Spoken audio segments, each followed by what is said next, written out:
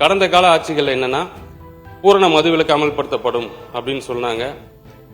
இந்த பக்கம் இருக்கும்போது நீங்க ஏன் அமல்படுத்தலன்னு கேட்பாங்க, அந்த பக்கம் போகும்போது நீங்க ஏன் அமல்படுத்தலன்னு கேட்பாங்க. இது தொடர்ந்து நடந்துட்டு வந்துட்டு இருந்ததுதான். நான் சொல்ல வேண்டியது என்னவென்று சொன்னால், நீங்கள் உங்கள் கொள்கை தலைவராக வைத்திருக்கக்கூடிய பேரறிஞர் அண்ணா அவர்கள் இத மதுவை வருமானம் வரக்கூடிய ஒரு பொருளாக பார்க்க கூடாது.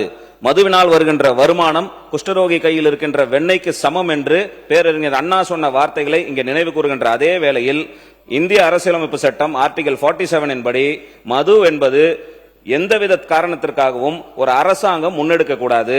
அதையும் தாண்டி மருந்து உபயோகத்திற்கு தவிர அதை ஊக்குவிக்கின்ற வேலைகளை செய்யக்கூடாதுன்னு அரசியலமைப்பு சட்டம் நமக்கு சொல்லுது. அப்படி அரசியலமைப்பு சட்டம் இருக்கும் பொழுது நான் ஒருங்குமுறைப்படுத்துகின்றேன், இந்த சரி செய்கின்றேன். மதுவினால் வரக்கூடிய வருமானத்தை 5000 கோடி நாங்கள் பெருக்குகிறோம் என்று சொல்லக்கூடிய விஷயங்கள் என்பது இந்த தமிழ்நாடு அரசிற்கும் இந்திய அரசியலமைப்பு சட்டத்திற்கும் எதிராக அமைந்திருக்கிறது என்பதுதான் என்னுடைய கருத்து. மது விற்பனையை குறைப்பதற்கான நடவடிக்கை இந்த அரசு மேற்கொள்ள வேண்டுமே தவிர அவர்களுடைய அந்த அமைச்சர் இந்த மது கடைகள் மது சம்பந்தமான கொள்கைகள் இதை மானிய கோரிக்கைகள்ல ரொம்ப டீட்டெயில்டா பேசலாம் அப்படின்னு தான் இருந்தேன். மரியாதைக்குரிய மாண்புமிகு சட்டமன்ற உறுப்பினர் கேட்டுக்கொண்டு வந்திருக்கீங்க. கடந்த கால ஆட்சிகள் என்னன்னா பூரண மதுவிலக்கு அமல்படுத்தப்படும் அப்படின்னு சொன்னாங்க. இந்த பக்கம் இருக்கும்போது நீங்க ஏன் அமல்படுத்தலன்னு கேட்பாங்க, அந்த பக்கம் போகும்போது நீங்க ஏன் அமல்படுத்தலன்னு கேட்பாங்க. இது தொடர்ந்து நடந்துட்டு வந்துட்டு இருந்ததுதான். அப்போ கடந்த காலத்துல அந்த துறை சார்ந்த அமைச்சர் பேசும்போது என்ன சொல்லியிருந்தாரு அப்படின்னா, இந்தியா ஃபுல்லா மது விற்பனையை தடை செஞ்சா மட்டும்தான் பூரண மது விலக்குங்கிறது தமிழ்நாட்டில் சாத்தியம் அப்படின்னு சொல்லியிருந்தாங்க.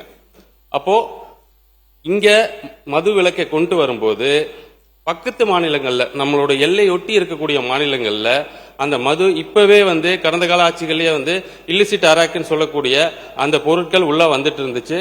அதை தடுக்கிறதுக்கான நடவடிக்கை எடுக்காம இருந்துச்சு. எங்களுடைய அரசு மதுவை மக்களுக்கு எளிதாக கிடைக்கிற வண்ணம் செய்யக்கூடாது அப்படிங்கறதுல ரொம்ப தெளிவா இருக்கும்.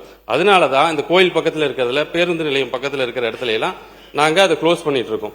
அப்புறம் அமைச்சர் மாண்புமிகு சட்டமன்ற உறுப்பினருக்கு ஒன்று தெரிவிச்சுக்கிறது என்னன்னா, தமிழக வெற்றி கழகம் என்னைக்கும் மதுவினால் வரக்கூடிய வருமானத்தை உயர்த்துவோம் அப்படின்னு எங்கேயும் சொன்னதும் கிடையாது. மதுவினால் வரும் வருமானம் உயர்வதற்கு சந்தோஷப்பட்டதும் கிடையாது.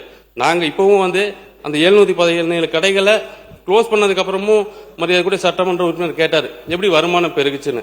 இந்த துறையில இருக்கிற அந்த ஊழல்களை ஒழிச்சதுனால வருமானம் அதிகமாயிட்டே இருக்கு.